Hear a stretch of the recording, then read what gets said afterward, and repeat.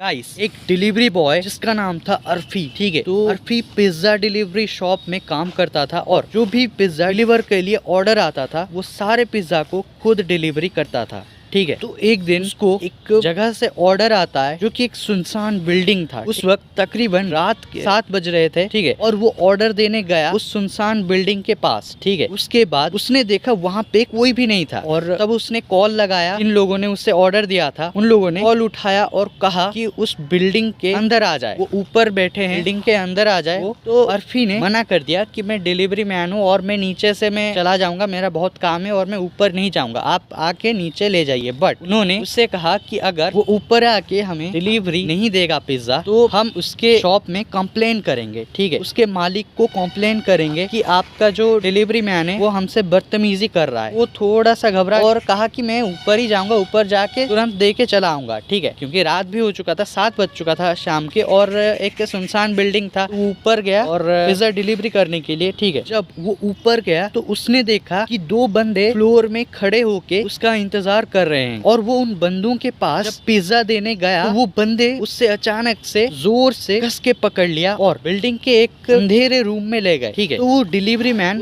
उन 2 बंदों को पहचाना नहीं क्योंकि उन दोनों बंदों ने मास्क पहना हुआ था, ठीक है। और जब वो उससे उस रूम में ले गए, अंधेरे रूम में, तो उससे कस के पकड़े हुए थे, उससे बहुत ज्यादा मारा और मार के उससे अधमरा जैसा कर दिया और उसके बाद उसके हाथ पैर बांध दिए, ठीक है। और उसके बाद उससे एक सूप पिलाने के लिए ले गए, ठीक है। लेकिन उस सूप से बहुत ज्यादा दुर्गंध आ रहा था, मतलब इतना दुर्गंध आ रहा था कि मीट को ठीक से कुक ना किया हो, ठीक है। तो वो डिलीवरी मैन को ये दुर्गंध सूंघ के उल्टी आ गया, ठीक है। बट फिर भी उन्होंने उस सूप को उससे पिलाने के लिए फोर्स किया, ठीक है। तो वो डिलीवरी मैन जब उस सूप को एक बार पिया तो वो उस सूप को पी के उल्टी कर दिया और उसने रोते हुए उनसे पूछा, उन दोनों से, कि तुमने इस सूप में क्या मिलाया है, ये किस चीज का सूप है। उन्होंने कहा कि ये तुम्हारा पत्नी का सूप है, यानी कि तुम्हारे पत्नी को हम मार के उससे पीस पीस करके काट के उसके बॉडी का सूप है ये, तुम उसे पी लो। वो बहुत ज्यादा घबरा गया, उसका हाथ पैर बंधा हुआ था तो वो रोने लगा। वो जो 2 बंदे थे उन दोनों ने अपना मास्क उतारा तो उसने देखा ये दोनों बंदे और कोई नहीं बल्कि उसके ही दोस्त थे, साथ इसका झगड़ा हुआ था। उसके बाद उन दोनों ने उस डिलीवरी मैन को पूरा सूप पिला दिया।